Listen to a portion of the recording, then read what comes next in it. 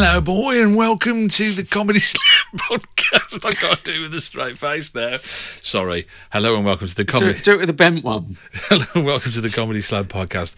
We started like that, or rather, I started like that because we've been talking like that for the last 5 minutes. Because have you, boy? We have, boy, haven't we, boy? We've been saying it's not a good time for you. I've got a polo over one of my eyes. You have got. I thought it was a biscuit at first. I thought it was a biscuit. Oh right. Yeah. Well, maybe it is. I don't know. We've been impacted, haven't we? Quite obviously, eels, yes. by the show that we're slabbing this week. Eels up inside you. If you're not caught up with us before, the Comedy Slab podcast is what we are. What we do is we watch or listen to comedy shows of varying hues, grades, descriptions and mediums, and we tell you what we think of them. We'll play you a couple of clips from the show that we've chosen, and we'll also give it a score out of 5 each, giving it a score total out of 10, because there's two of us, obviously. So I'm Shane O'Connor and he's Adrian Lacey, and I think that just about covers it for what we do and who we are.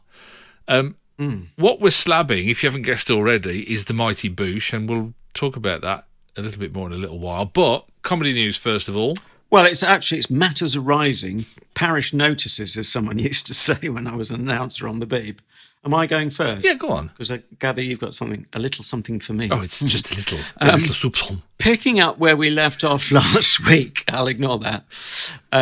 We were slabbing Alison Steadman and Philip Jackson and others in The Break, which is a Radio 4 show. So that's whatever it is, episode 122.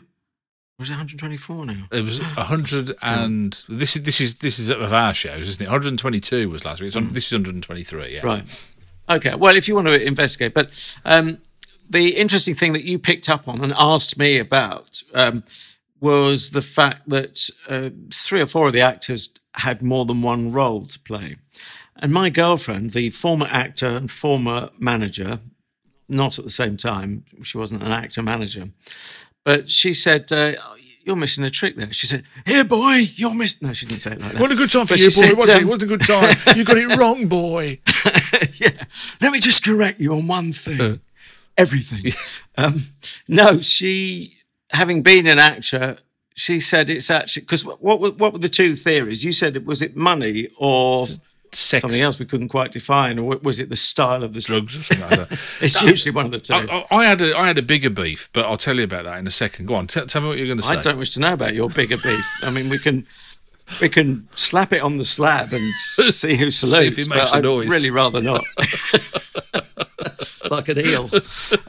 Anyway, he's like an eel, boy. Anyway, she said basically she didn't say ego, but reading between the lines, it's.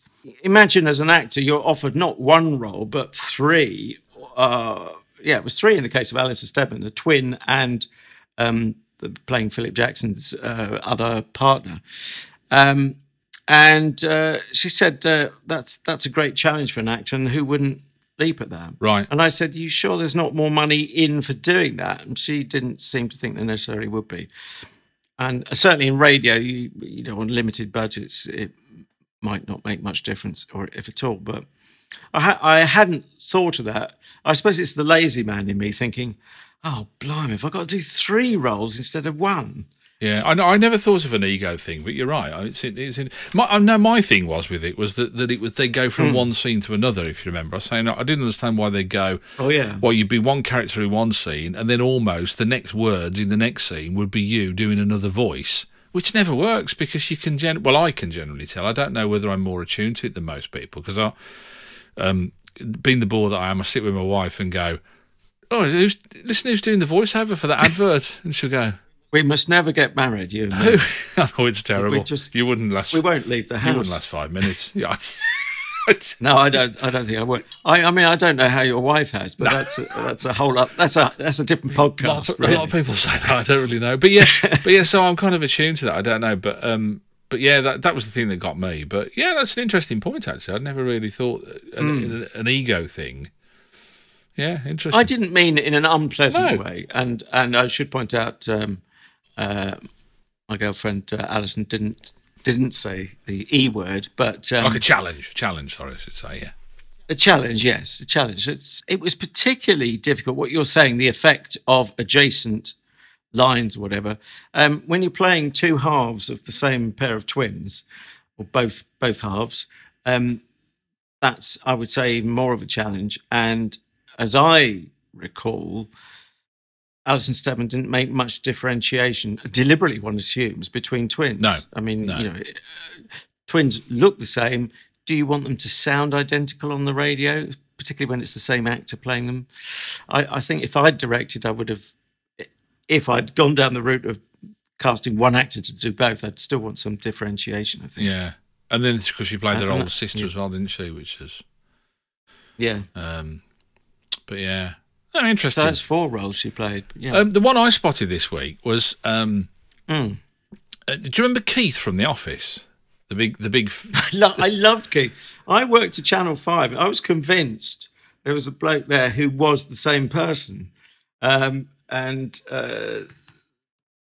it turns out it wasn't him, but it was a lookalike, and a very good lookalike. He could have done, you know, he could have gone to parties, been hired for the evening. I'm not really sure there's any money in it. When I tell you the headline of the story that I saw, I'm not really sure there's any money in it, because the headline is Keith from The Office couldn't get a job as Keith from The Office.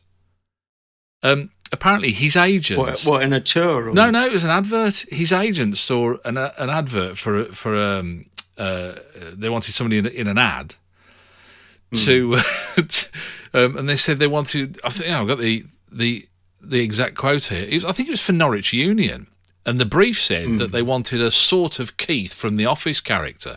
So his agent went, "Oh, I tell you what," he said, "I'll put you up for that." He said, and this is Ewan McIntosh, because who played Keith.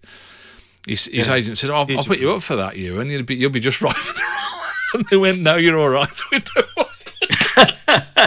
Yeah, well, look, can I just point out to you, and I'm not laughing cruelly, it's more out of despair, but actually I could have told you that'd be the case, because here's the thing, from the inside, I can't name my sources, but, you know, I appear to be, I seem to gather actors around me. It's not intentional, I can assure you, because I prefer people who've got real jobs.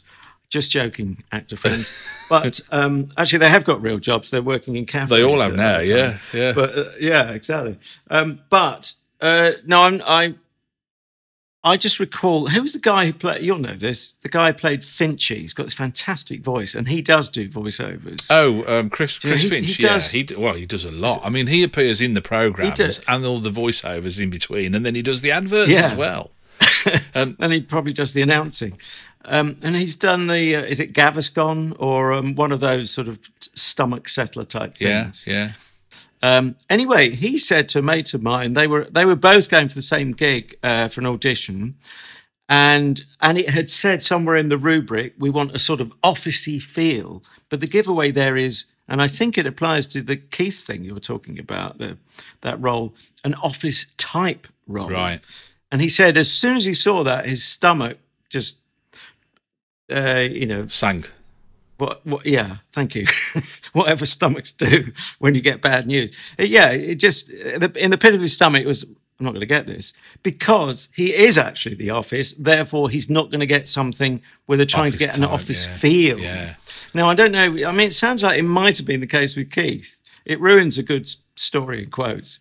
But actually, they don't want, I mean, who would turn away David Brent / Ricky Gervais? But really, if you're saying we want an office feel, it gives away the fact that you're just nicking all the look and the feel from The Office, and they don't want to draw attention to it. It does actually highlight the other world of this, doesn't it, really? Because you mentioned, Stephen Merchant and Ricky Gervais and even Warwick Davis as well have all gone on to be successful off the back of it and have done quite nicely financially, thank you very much. And you do kind of wonder whether Ewan is there. I actually saw him on literally the day I read this story. He was dressed up as Santa doing a Christmas party. He was talking in between the pop videos on a pop channel on TV. So Gosh. he's not at the forefront of... I don't think he's reached the apogee of his acting career yet, is what I'm saying. But actually, or maybe he has. Well, maybe The Office was it. That's the thing. Yeah. And he might have, might have had a horrible feeling about it then. Who knows? I'm not inside his mind. But the thing is, he was absolutely brilliant as Keith. Just so believable. And that might sound a dumb thing to say. And it might, on paper, not have looked the most challenging role. But I think he gave a lot to it. Yeah. And just added to it. And less is more. It's just he appeared to be doing nothing or just being himself, which is either he was or it doesn't matter in a way. It's what it looked like to the camera and felt like to us as viewers. If you've seen the outtakes of that as well, he had Ricky Gervais in absolute hysterics with his deadpan delivery and all the rest of it. I was just put in mind of, I interviewed Dennis Le Corrier once, from Doctor Hook. Oh, yeah. And what a lovely guy he is. And he's still out touring. And I was saying to him, I said, well, Dennis, it must be great. He said, being out touring, are you still enjoying it? And he said, well, I'm all just a bit worried, he said, that when I get out there, he said, that they think that I'm my own tribute act. And I said, what do you mean? He said, I just worry that they don't realise that I am Dennis Le Corrier, and that was me singing on the records. He said that they think I'm some bloke now who is doing an impression, just taking it on themselves. Very good impression. Never really thought it was an issue, but yeah, what a lovely guy, funny. Anywho, shall we plough on? Yes, regardless. With this episode, 123 of the Comedy Slab podcast, and as I say, we're looking at the Mighty Boosh. Let me give you a quick overview. It's a funny one actually, because if you know the Mighty Boosh, you'll know that it was set in a zoo. Zooniverse, with the two main characters, Vince Noir and Howard Moon, as two zookeepers. That was the first two series, but just to be really awkward, we went for Series 3, Episode 1, where they are now working in Naboo's second-hand shop. Was it called Nabootique, is it, I think, which I thought was quite... Yes. Lovely pun. Yeah. Who's not going to like that? But Naboo is the kind of, I suppose, the third main character in a way in terms of plot, because he's a sort of mystic that they've kind of always either worked alongside or directly worked for. So they're working in his second-hand shop now, and that's it really. I mean, that's. What do we say? Hilarity ensues is the end of that sentence, isn't it? But that's basically the premise. Is no more complicated than that, is it? It's the hilarious scrapes and situations that they get themselves into. In this particular episode we watched, Naboo and all his mates, all his mystic mates, go off for a stag weekend and leave the two of them, Vince and Howard, in charge of the shop, and it all kind of kicks off from there, really. Can I just say, interestingly, for a heavily featured stag weekend, there's no reference to any partners as a result, as in a wedding a week or two down the line. No. But it's a very surreal world, as we will be saying more than once, I'm sure, or words to that effect. So perhaps you don't even need... Do we become aware of a partner?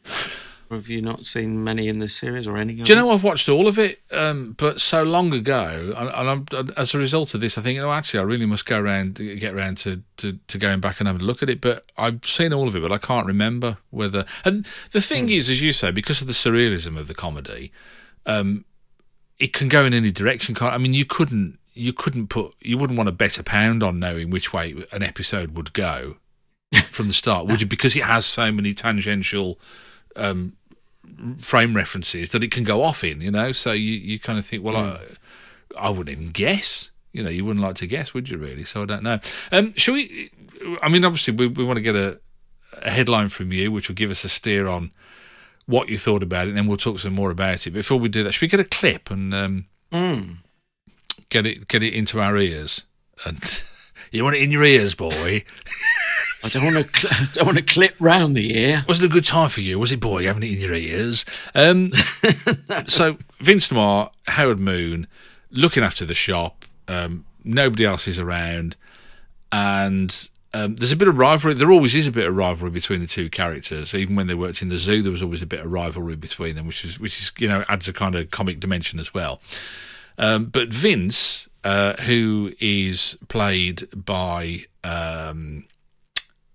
Noel Fielding, thanks for the help. I thought you were just going at your usual stately pace. And who am I to judge?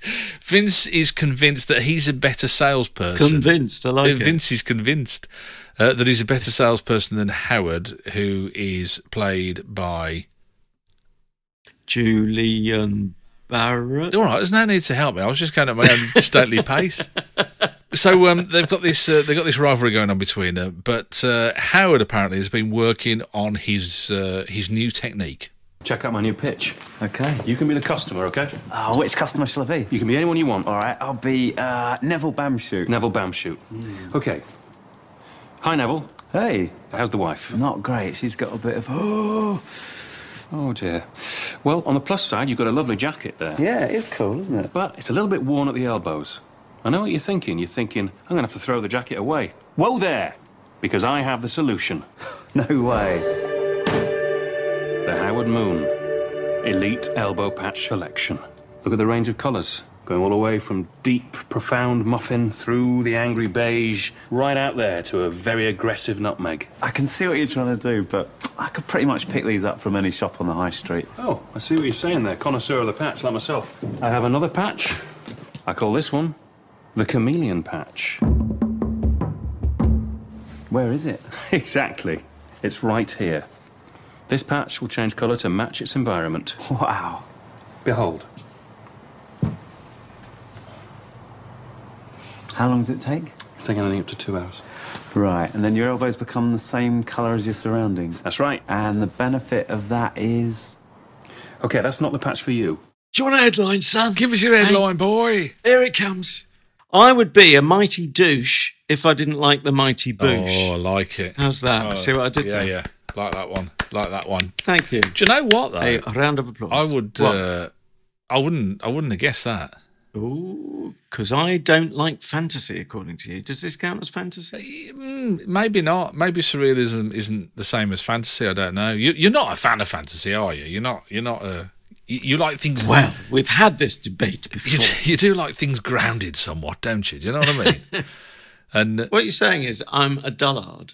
No, I think you're a realist. I think that's where that comes from more than anything. I don't think there's anything. I don't say that in a derogatory way. I don't think there's anything wrong with not being as big a fan of fantasy as being as big a fan of reality. I don't think that's an issue, but I don't know.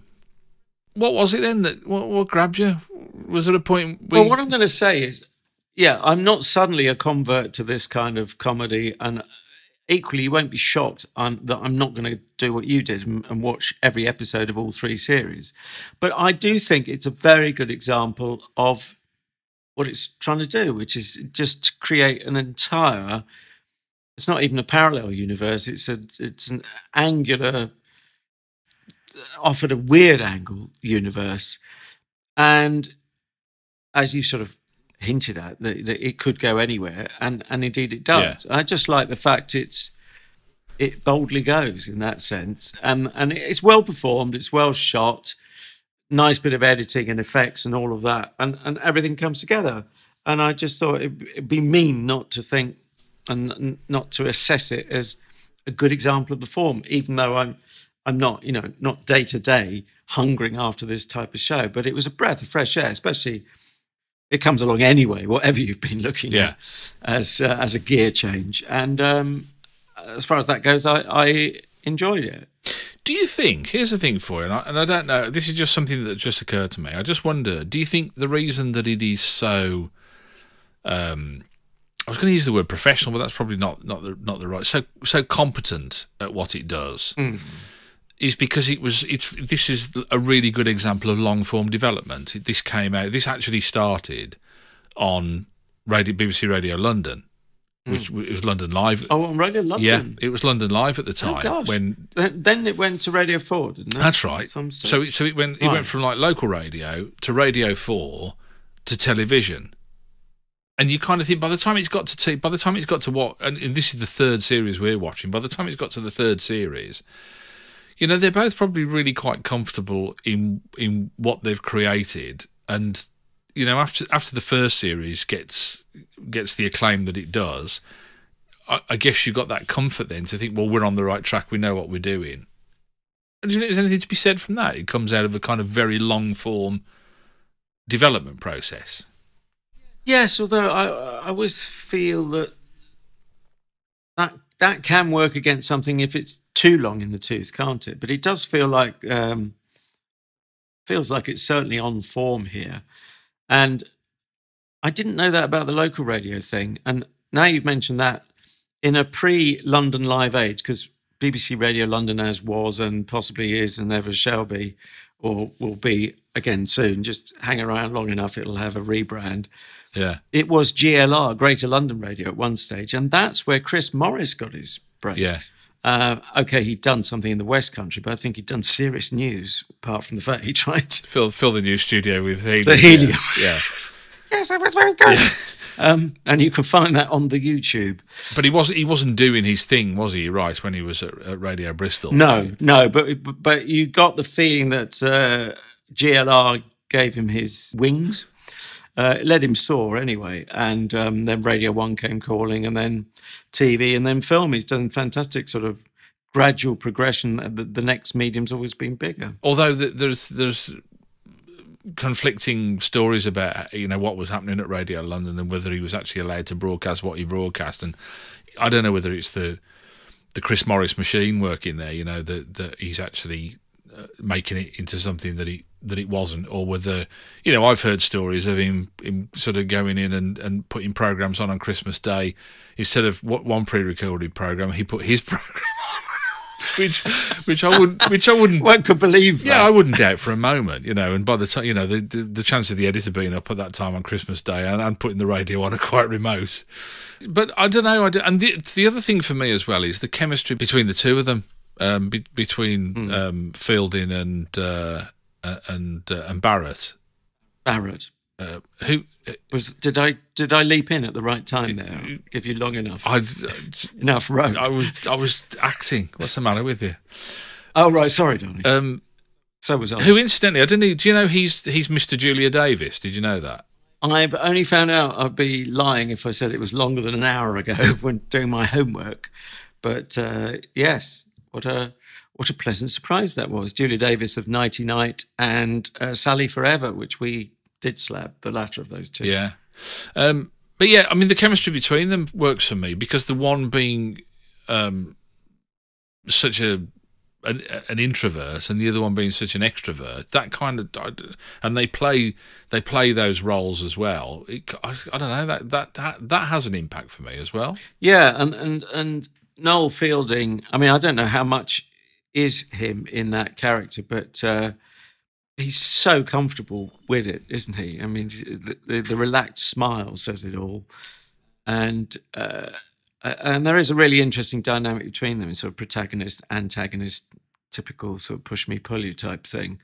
And you kind of believe it in a funny way. And you believe also, which is necessary in all these, I was going to say long running, it's a relative term, but it was certainly running, as we gathered, for some time, even on top of the 3 series. But you've got to believe that somewhere at some level they actually need each other or are too scared to leave each other. For whatever tension you see on screen, you've got to believe it's sort of implied there's a deep brotherly love under the surface, a bit like an iceberg. 9/10 of it is underwater. I was going to say that. You're right. I mean, they like each other as well. That does come across.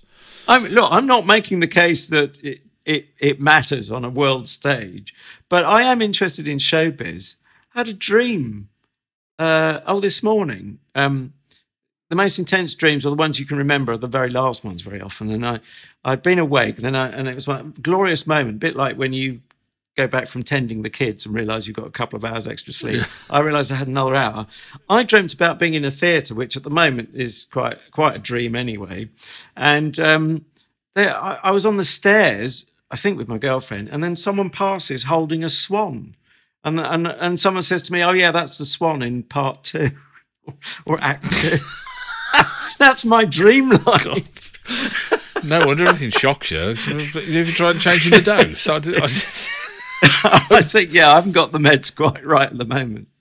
And we should give a mention for Noel Fielding's brother, as I now know, again with my deep researches in the last half hour. Michael Fielding plays Naboo. Yeah.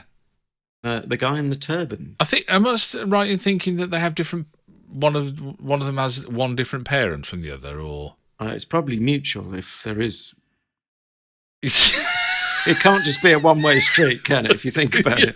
Go away and do some homework and then come back and try and construct a sentence making sense. I'm going to park that one up because I'm going to have to sketch it out, otherwise it's going to be a nightmare. It's a family tree. Yeah. I don't know that, but I'm guessing if it was the conventional way, the father's the same if the surname's the same. Yeah. But it could be unconventional knowing that. Who knows? Who knows? Or dares to dream. Script-wise, did you think it was very radio script, but what does that mean? Well, it means that the jokes and the essence of it all is delivered more through words than actions and visuals. Well, there's a heck of a lot of visuals. I think it's both and, not either. Yeah, or. but I felt that the scripts were very radio, but then the visuals come anyway because of what they're writing about. Because, I mean, once you write a character like Tony the Tentacle, you've then got to produce him, haven't you? You know, you've got to produce this head with an octopus legs. So, so what he featured in the radio series? I think they do. I'd have to go back and check, but I think I'm right in saying that some of the characters transition from one to the other. I don't know whether some didn't because they were just too difficult to make prosthetically, but who knows? Who knows? Depends what your budget is, really, doesn't it? Yeah. But so you didn't get a sense of that. I thought it was very, very wordy, and the jokes were very wordy. I know there was an absolute classic, old style, almost variety hall type gag. I can't remember the content of it, but it was very self-consciously, we can do old jokes like that. It was around the time they were just setting off on the stretch carpet, as it's known, as opposed to stretch limo, so magic carpet. Do you know the bit I mean? Do you know what? There was an absolute bog standard old style gag. Yeah, and I can't for the life of me think it wasn't Richard Ayoade part of that, didn't he? Wasn't that? Yeah, I think an so. exchange between the two of them. The one thing they did do was break the fourth wall a couple of times. Oh yeah, there was a lovely bit where now, is it Vince? No, Vince is Noel Fielding, isn't it? Yeah. No, the other one, Howard. Looks to camera and says, "We've been through all of this. Can we just cut to something and get on with it?" And it cuts away. Yeah. Should I spoil it? It's just so. Once again, the word's surreal. I think it won't ruin it to say it cuts away to an old style, one of the first electronic video games with the paddles, isn't it? With the tennis. Yeah, that's it. Yeah. We were convinced we were at Wimbledon. It was just so realistic. I like the other one. They did it a second time where Julian holds a card up to the camera and Noel Fielding kind of cranes his neck around the back of him to look past the card so he can see the camera as well, kind of thing. There was one kind of like that as well. That's a bit Morecambe and Wise. Yeah, isn't it was very Morecambe and Wise, yeah. Anyway, before I forget, sorry, were you going to lead into the next clip? I was clip? going to say, should we have another clip because we're a bit... Yes. Yeah, I've just been going on too long, is basically what you're saying. Before we do that, it's a baby cow production, which just, to me, shows what a versatile production outfits Coogan and Henry Normal and one or two abnormal people as well. But such a collectively talented production operation they've got. Incredibly so. And you look at the pantheon of comedies that they've added to you know, the mist of time now. You're right. I mean, but in the final analysis, if there ever is one, I mean, obviously you kind of assume when... Yeah, we never get there, do you? No, you kind of assume when the two guys, when Henry Normal and Stu Coogan, you know, pack it up, that it would stop, but there's nothing to say that. But yeah, you look at the stuff that they produced. Epic, really. Anyway, second and final clip. Howard forgets to lock the shop door at the end of the day. And... He's visited by an evil Cockney hitcher. And that's what it says in the script anyway. The Cockney hitcher, who's got a bit of a peppermint theme, boy. Yeah, we're not open, actually. I forgot to turn the sign round, thanks. Yeah, I said we're not open. Dear oh dear. What have we got here? And what are you supposed to be? I'm a shopkeeper. Oh, really? And what exactly is it that you sell, boy? Well, all manner of things here. We sell knickknacks, curios, second-hand objets d'art, trinkets, you name it. What's this fabric oval? What does it mean? Doesn't mean anything. It's an elbow patch. It's a good one, too. That's got a flint weave. It's called a survival patch. It's scuff-proof, weatherproof, even bulletproof, sir. Are you bulletproof, boy? I don't know. That's 19 euros, actually, that one. How about I'll give you no money, and if you don't like that transaction, I'll jab you in the gums with my screwdriver. That works for me. Bad area around here, boy. Lot of bad types, lot of mean people, lot of nutters. Well, there's always a bad element in any neighbourhood, but it's actually coming on in leaps and bounds around here with urban renewal plans, and we've even got our own organic supermarket.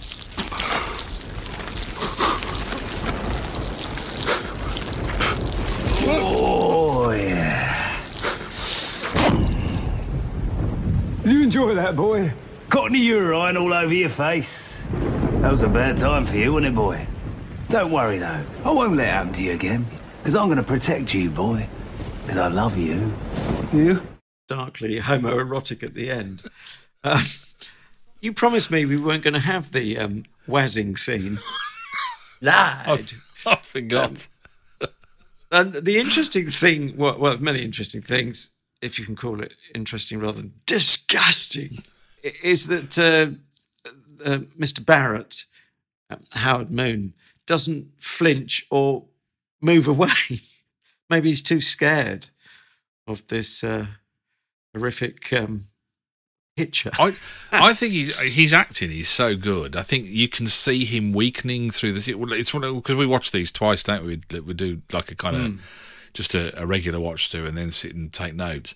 But in the second watch through, for me, I kind of started to notice how he visibly disintegrates. And then he starts calling him sir, and becomes very subservient. And you just think, oh, it's very subtle, but it's really, really clever the way that he does it. And all of any confidence that he might have had in selling these patches, elbow patches or whatever, it just completely dissipates in the sort of presence of this guy who's so overpowering. Yeah, and full of wee. And also it made me think. Well, no longer apparently. He's got it all out of his system, didn't he? And got his eel out. But it also came to me in that clip, and I hadn't thought it before, that really it takes us back to a traditional straight man, funny man dynamic, doesn't it? Between in a double act, and if you'd said that to the kids, and it was a big student hit, wasn't it? Yes. And a cult hit and all those things. If you'd said actually you're enjoying Morecambe and Wise, but in disguise, to use a rhyme, they say no, it's so different. It's completely different. But actually, if you look under the bonnet, and it's clearly not insult from both of us who got a lot of time for the original Messrs. Morecambe and Wise, that dynamic it's actually revisiting it, isn't it? It's quite traditional. It was underneath all the other bizarre stuff. I think you mentioned this before as well, though, wasn't it? It was Eddie Braben who turned around that kind of making Ernie so nasty towards Eric and bringing out the love between. Warmed it up. Bringing out the love between the two of them, and the fact that they were really, really great mates, really close. And this works the same, doesn't it? I mean, we've already mentioned that it kind of works the same. That despite the fact that you see rivalries and you see tensions and all the rest of it, that they're there for each other at the end of it, and so you warm to both characters. Then, don't you? I never see the Vince Noir character and think, oh, he's just a braggart and a show off and and a horrible person. There's a warmth there because he cares for his mate. Although it's not without a surprise, which we won't spoil. I'll just leave that there. So occasionally he can break his own rules, perhaps. I think that's suitably vague and generic. Right, it is that time, is it not? Oh, before we do, can I just mention Rich Fulcher? Any thoughts on him, the American guy who was playing the woman? Oh, very enjoyable and very attractive, I thought. Does that say something about me that I haven't think explored? it does, actually. I'd keep that one well concealed. Okay. Man in a frock. No, disgusting, terrible. Like someone weeing on you. He was, I don't know if you know, we mentioned when we were talking in the context of Matt Berry, we were talking about Snuffbox, which was a one series, 6 episode,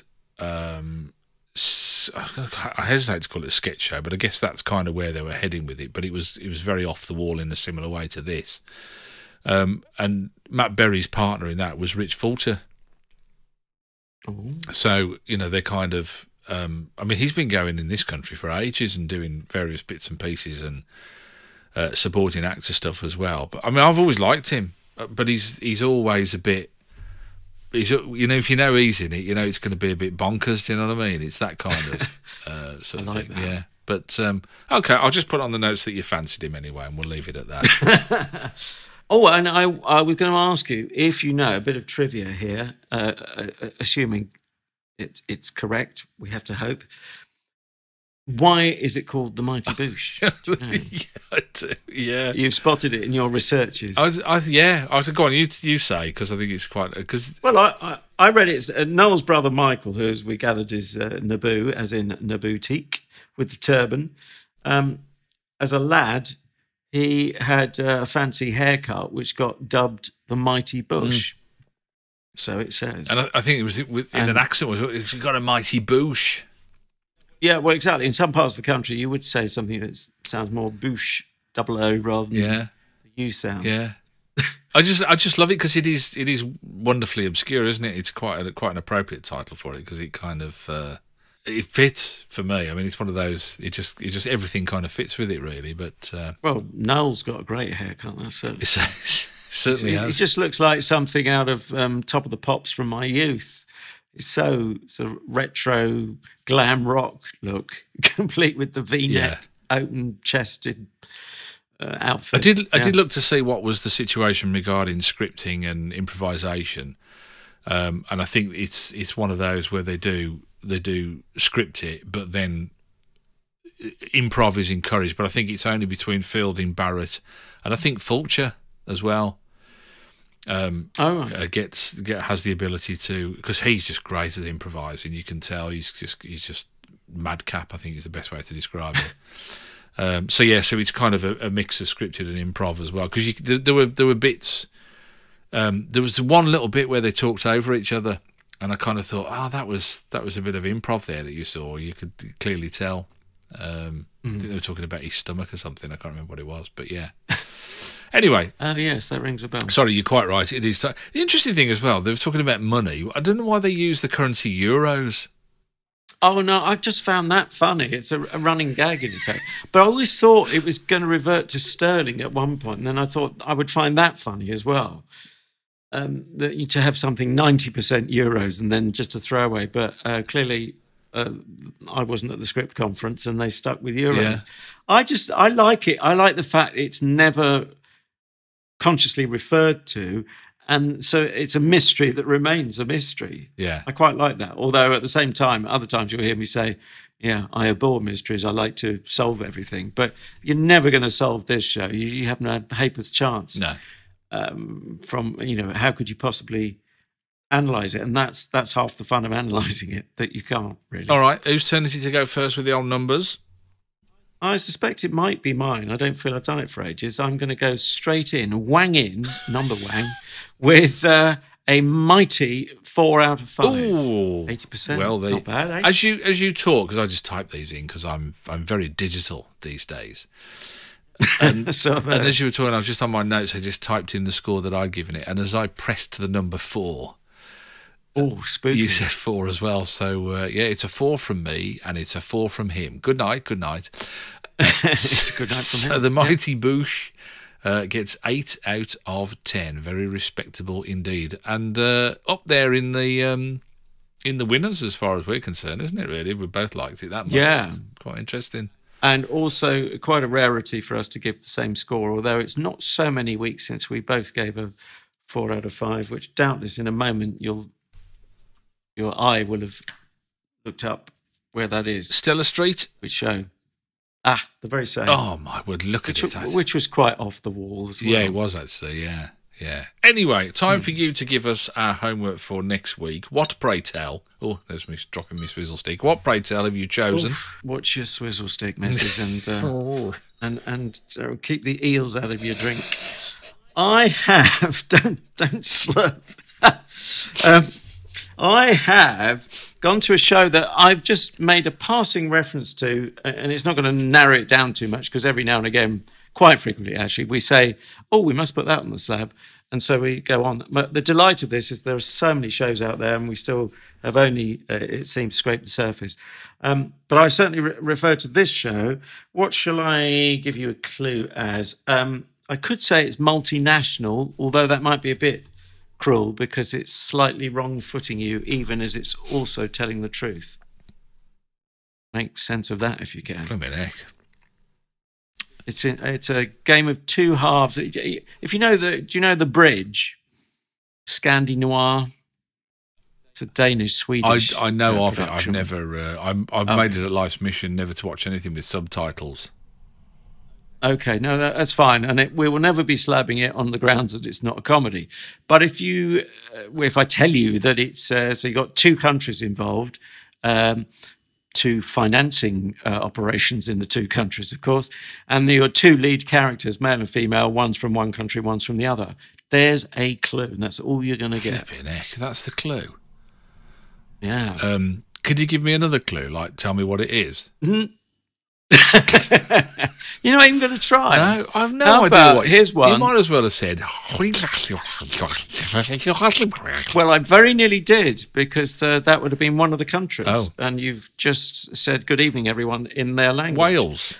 Wales is one country. So what's the other? England. Give you yes.